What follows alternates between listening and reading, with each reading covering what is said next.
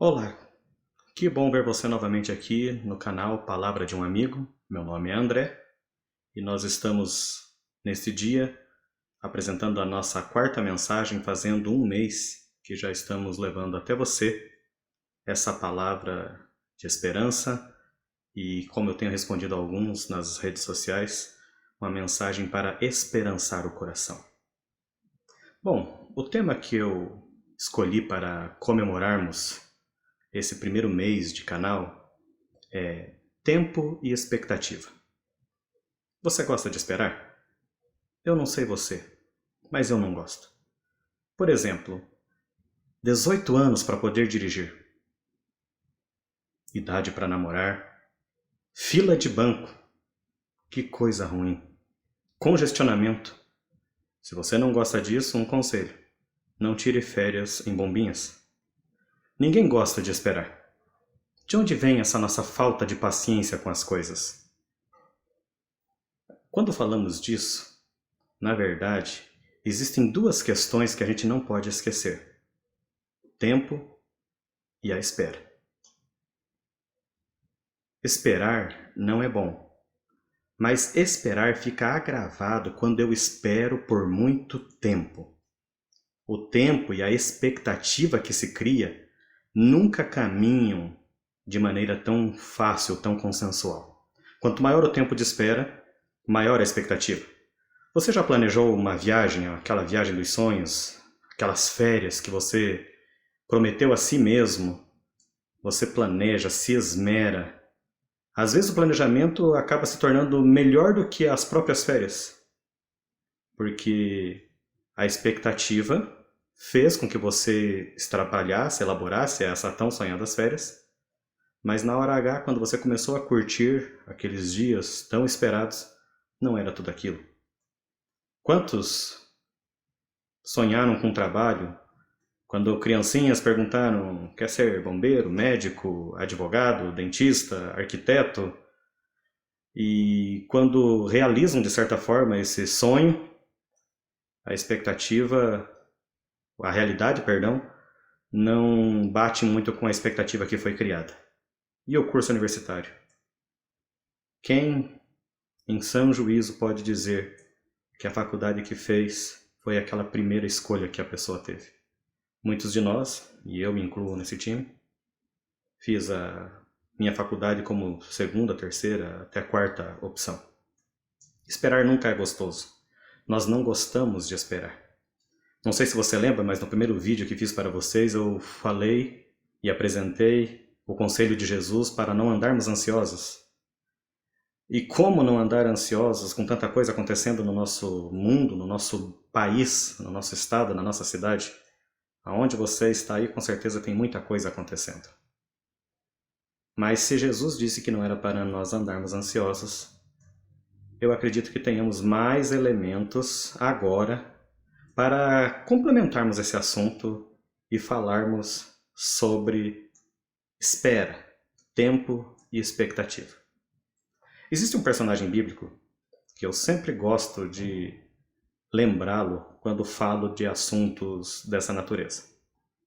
E esse personagem era um líder da igreja na época de Cristo. O nome dele era Jairo. Eu gostaria de levar você até o Evangelho de Marcos, no capítulo 5, os versos 21 a 24. Gostaria de ler com você esses versos. E como sempre falo, seja nas mensagens que prego na igreja ou aqui mesmo no canal, nunca deixe de ler a Bíblia pelos seus próprios olhos. Então, mesmo que o verso e o texto, a história seja conhecida, eu peço que você abra a sua Bíblia no Evangelho de Marcos, capítulo 5, versos 21 a 24. Na minha Bíblia diz assim: tendo Jesus voltado no barco para o outro lado, afluiu para ele grande multidão, e ele estava junto ao mar. Eis que se chegou a ele um dos principais da sinagoga, chamado Jairo, e vendo-o, prostrou-se a seus pés, e insistentemente lhe suplicou: minha filhinha está à morte. Vem, e impõe as mãos sobre ela para que seja salva e viverá. Jesus foi com ele. Se você ler só até aqui, nada demais. Um líder religioso pede para Jesus um outro líder, um mestre, que já estava realizando muitos milagres nas redondezas, para que vá até a sua casa e cure sua filha que está à beira da morte. Esta é a história simples de Jairo. Uma história triste. Quem é que tem seu filho, sua filha, e que esteja à beira da morte, não gostaria de ter o direito ou a expectativa de poder pedir para Jesus colocar-lhe as mãos, fazer uma oração, impor-lhe as mãos e curá-la. Era esse o atrevimento de Jairo. Venha até minha casa e cure minha filha. Eu sei que você pode. E Jesus, diz o texto, foi com ele. O problema é o jeito que Jesus foi com ele. Mas antes de falar sobre o jeito que Jesus foi com ele, eu gostaria de contextualizar para você como é que aconteceu essa chegada de Jesus, no verso 21 que lemos, tendo Jesus voltado no barco. Se você olhar para trás, no início do capítulo 5, nós temos, até no capítulo 4, nós temos um momento em que Jesus resolveu ir até a terra dos Gesarenos. É esse nome que não é muito comum de nós ouvirmos e dizermos hoje em dia. E nessa ida até essa terra dos Gesarenos, eles tinham que passar pelo Mar da Galileia. E Jesus, com outros barquinhos, além do barquinho que estava indo com Jesus para este lado, do outro lado do mar, talvez não, com certeza um dia de muito trabalho. Jesus havia curado muitas pessoas, havia ensinado muito naquele dia, estava extremamente cansado. E a Bíblia diz que Jesus chegou do barco e dormiu. Isso você pode ler alguns versículos antes do texto que eu já li com vocês, que é o pedido de Jairo. O engraçado é que Jesus dorme, mas numa circunstância que para os discípulos que estavam no barco não era normal dormir. Não sei se você prestou atenção, mas na Bíblia diz que formou-se uma tempestade de vento, um tempestuoso vento que sacudia aquele barquinho a ponto de alguns dos discípulos dizerem para Jesus: Mestre, não importa que pereçamos e você fica aí dormindo? Pregou para tanta gente, curou para tanta gente e agora vamos morrer aqui? Jesus acorda, quem sabe assustado, penso eu, se alguém acorda você abruptamente, você com aquele sono dos justos, cansado de um dia de muitos afazeres, e Jesus fala: vento, aquieta-te. Fala que eles têm pouca fé, mas o mais engraçado não é essa história, é o que acontece depois. Jesus chega na terra dos Gesarenos, não é bem recebido, consegue expulsar uma casta de demônios de um único homem e volta para trás. Consegue imaginar a cena? Foi uma noite difícil, tempestade, cansaço, vento forte no mar, medo dos discípulos, vento, aquieta-te, tudo sob controle. Chega lá do outro lado, a ideia, quem sabe, era pregar exaustivamente, como tinha sido o dia anterior, fazer curas, aquilo que Jesus veio fazer. No entanto, quando Jesus chega naquela terra, não é bem recebido e tem que voltar para trás. Curou apenas um homem, um endemoniado de Gadara. Muito conhecida essa história também. Esse endemoniado, depois que é curado, sente aquele alívio dos demônios não estarem mais o importunando. Ele diz: Mestre, permita-me que eu o siga. E Jesus fala: não, fica aqui e fale daquilo que eu fiz por você. E a Bíblia diz que ele foi por toda a Decápolis, a região onde ele morava, falando daquilo que Jesus tinha feito por ele, e as pessoas se impressionavam. Que bacana. Jesus só pregou para um homem naquele dia, o resto não estava muito afim de ouvir a mensagem do Senhor Jesus. E voltou para trás. O que acontece depois de Jesus dizer para Jairo que ia até a casa dele? Não sei na tua Bíblia, mas na minha Bíblia parece que ele curou uma mulher enferma de um sangramento. Jesus continuou, e eu imagino multidão que sempre acompanhava Jesus, pressionando ele. E este foi o momento da espera de Jairo. Nos versos que lemos, Marcos 5, versos 21 a 24, nós temos o pedido. Mestre, minha filha está morrendo. Venha até ela, por favor. Cure-a. Venha até minha casa. Depois de Jesus dizer que ia até Jairo, nós temos o momento da espera de Jairo. É aquele momento que nem ele e nenhum de nós ainda hoje gostamos de passar. Eu espero um pouco, calma, eu estou contigo, está tudo sob controle, mas a coisa não acontece, é o momento da espera. E Jesus ainda cura aquela mulher, dá muitas lições para as pessoas e depois vai ter. Mas olha, vamos ler o que nos diz Marcos 5, verso 35 a 43, o que acontece depois de Jesus curar a mulher que estava enferma e atrasar a sua ida até a casa de Jairo.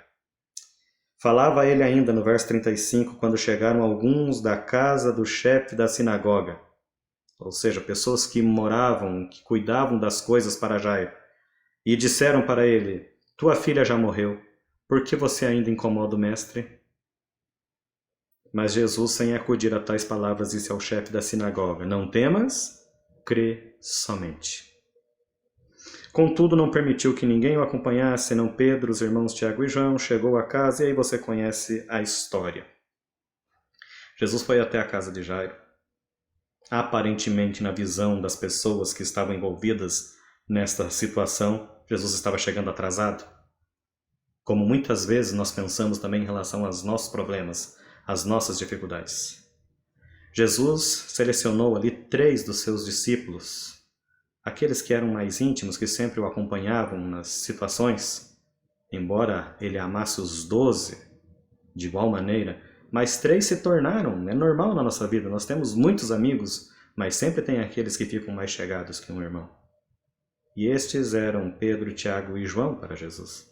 Se aproximaram de Jesus, foram juntos com os pais da menina, e Jesus, tomando-a pela mão, no verso 41, você pode acompanhar aí na sua Bíblia, disse, Talitá cumi, que quer dizer, menina, eu te mando, levanta-te. Imediatamente a menina se levantou e pôs-se a andar, pois tinha 12 anos. E todos ficaram sobremodo admirados. Jesus ordenou-lhes expressamente que ninguém o soubesse e mandou que dessem de comer a menina. Meu amigo, minha amiga que está comigo neste vídeo mais uma vez, o tempo todo, desde a história da ida de Jesus à terra dos genezarenos, a cura do endemoniado, a parada, o pedido de Jairo, a parada para curar a mulher enferma, o tempo todo Jesus está falando de fé. E hoje e agora, falando para mim e para você através dessa mensagem, a ideia ainda é a mesma.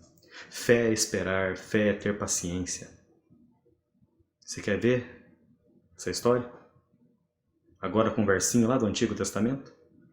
Venha comigo até Isaías, capítulo 40, verso 31. Se você é daquele que costuma decorar textos bíblicos, você já sabe qual é o verso que eu vou ler.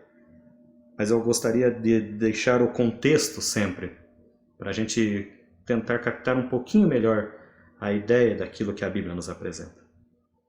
Então, o povo de Israel estava no cativeiro babilônico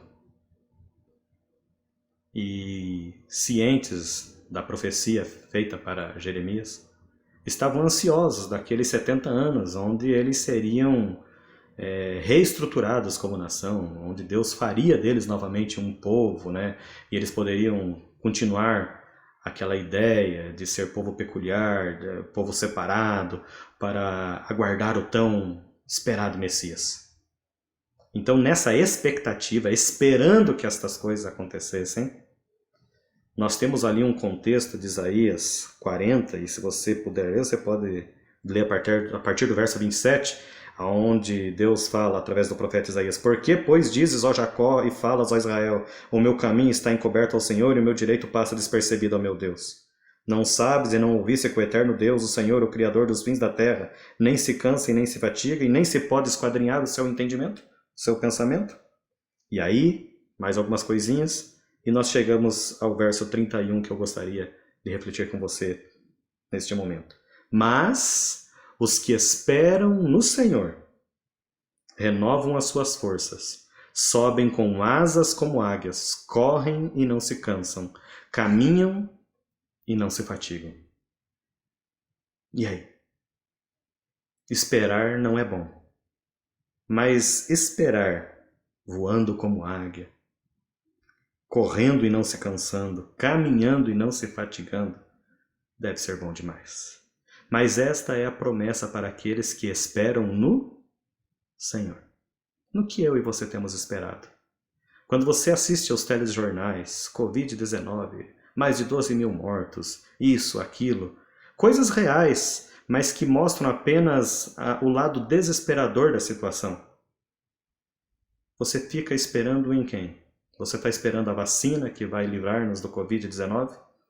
Você está esperando que o governo aumente as restrições, lockdown, tantos termos aí que estamos aprendendo que não fazem parte da nossa rotina? Ou estamos esperando no Senhor? O que é esperar no Senhor? O salmista Davi talvez nos dê uma dica, e eu gostaria de ir com você até lá, sobre essa questão de esperar no Senhor.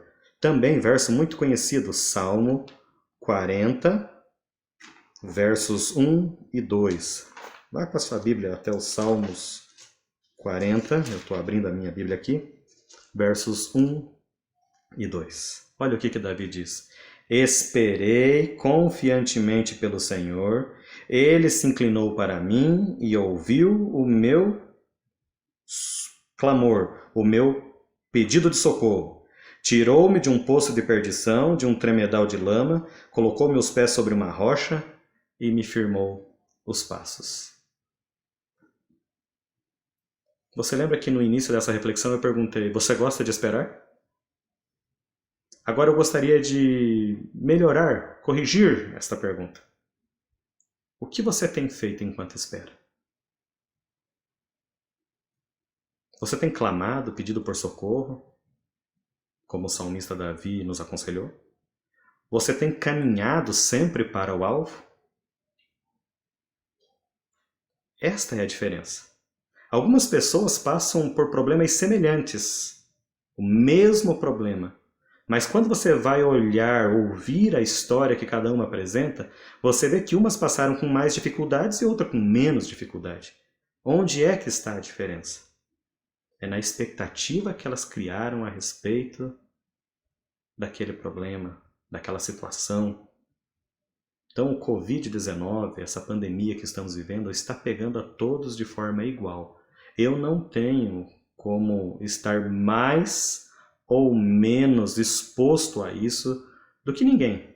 Talvez pelo meu trabalho, que eu ainda continuo trabalhando, eu não faço parte daquela classe que conseguiu ficar apenas em home office. Eu estou, embora não seja da área de saúde, no que a gente chama de serviços essenciais, sou bancário, então a gente está lá todo dia, ninguém lembra da gente, não existe nenhum tipo de homenagem, mídia nenhuma, né? Bombeira lembrado, enfermeira lembrado, parabéns para todas essas classes, mas os bancários, coitadinhos, estão lá expostos. Mas a minha exposição não é muito diferente da de qualquer profissional espalhado pelo mundo.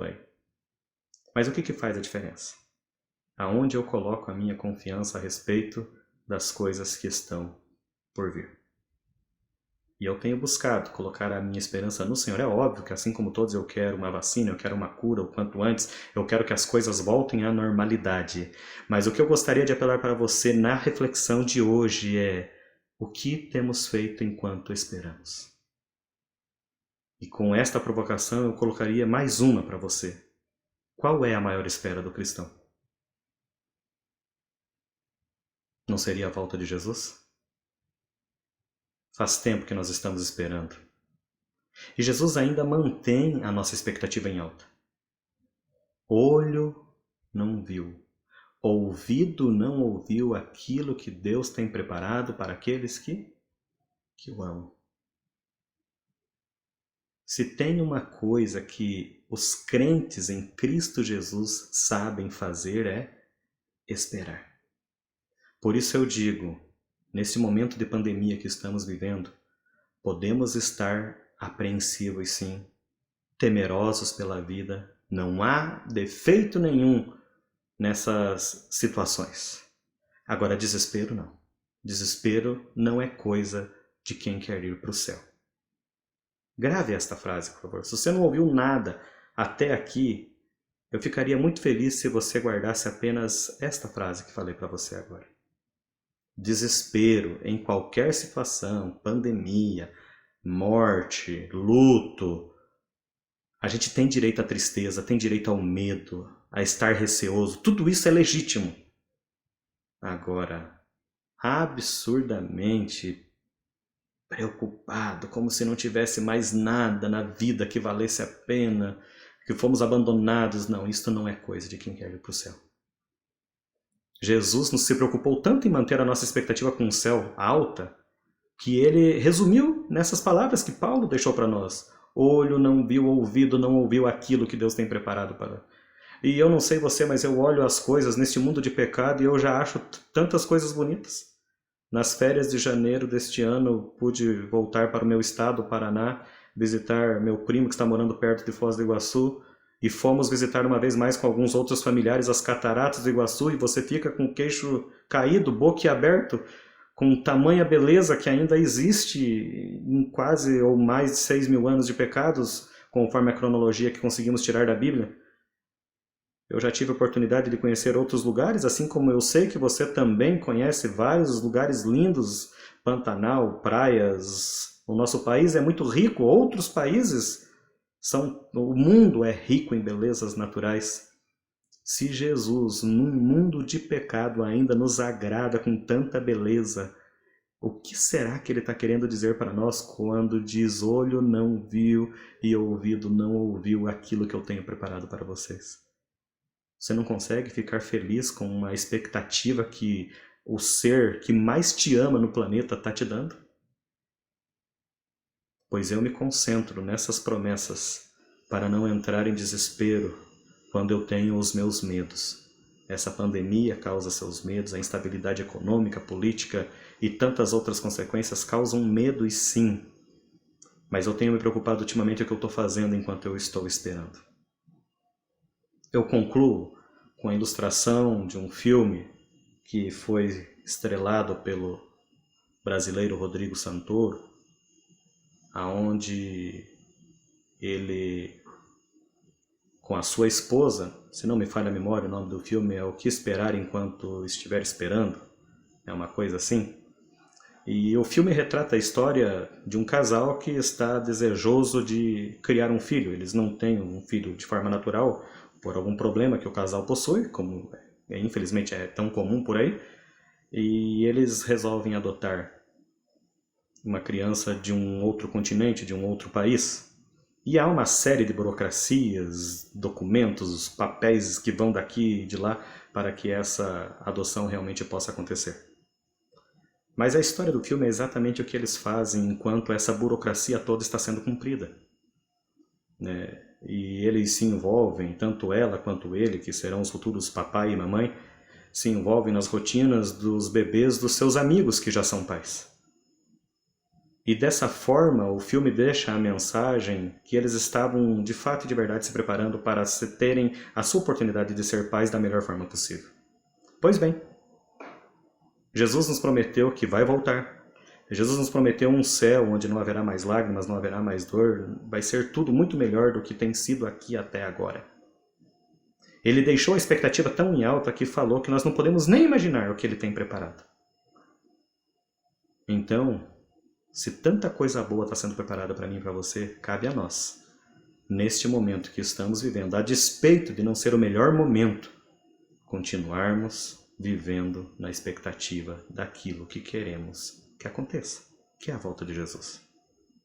Não há pandemia, não há guerra política entre direita e esquerda no Brasil que possa ou que deva tirar o meu foco do céu prometido por Jesus.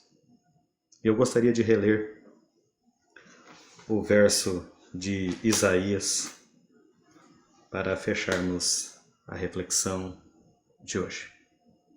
Isaías 40, Verso 31. Mas os que esperam no Senhor renovam as suas forças, sobem com asas como águias, correm e não se cansam, caminham e não se fatigam. Querido amigo, querida amiga que está conosco em mais uma reflexão do canal, uma palavra de um amigo. Perder as forças, sentir-se fraco, infelizmente é mais comum do que a gente pensa. Mas aqueles que esperam no Senhor renovam suas forças. E a partir dessa renovação de forças é que voam alto, caminham e correm sem se cansar. Se você, assim como eu, muitas vezes está cansado das lutas, das dificuldades dessa vida, vamos seguir o conselho deixado na palavra do Senhor. Vamos esperar nele, mas esperar como o salmista Davi, clamando. Por isso que eu já falei em outra mensagem da oração. Esse negócio funciona? Claro que funciona. Ore a Deus, insista, peça socorro, mas não desista enquanto suas forças não forem renovadas. E quando eu e você tivermos forças renovadas, será bem mais fácil esperar, ainda que nunca vai ser gostoso. Mas esperar nem sempre é ruim. Um noivo que espera pela noiva na igreja, uma mãe, um pai que espera o seu primeiro filho. Existem coisas boas para se esperar. Por que não colocar a volta de Jesus nessa lista? Eu tenho um casal de amigos que estão grávidos. O bebê é para os próximos meses. Já recebeu até nome o menino Benício. Eu tenho certeza que, embora eles estão vivendo todo esse drama da pandemia como todos nós, nada tira o foco deles do Benício que está chegando. Querido, que nada tire o nosso foco da volta de Jesus. Essa pandemia é grave, é preocupante, mas vai passar. Jesus vai voltar e o que Ele tem preparado para nós é inimaginável. Precisamos crer nisso. Amém? Vamos orar? Senhor nosso Deus, muito obrigado pela oportunidade que sempre nos concede de nos refugiarmos em Ti, buscarmos socorro nas Tuas palavras, na presença Tua ao orarmos, ao lermos a Bíblia Sagrada, e que possamos esperar sempre no Senhor, aquele que nunca decepciona, que nunca se atrasa, que faz as coisas no tempo da nossa necessidade. Cuida de nós, abençoa-nos ricamente, ajuda-nos a sermos fortes, a nos reenergizarmos com as coisas do céu e batalharmos, não perdermos o foco da maior promessa de todas, que é a volta de Jesus. Que sejamos sempre mais e melhores do que temos sido por esta maravilhosa promessa. Oramos pedindo todas essas bênçãos nos méritos de Jesus Cristo. Amém.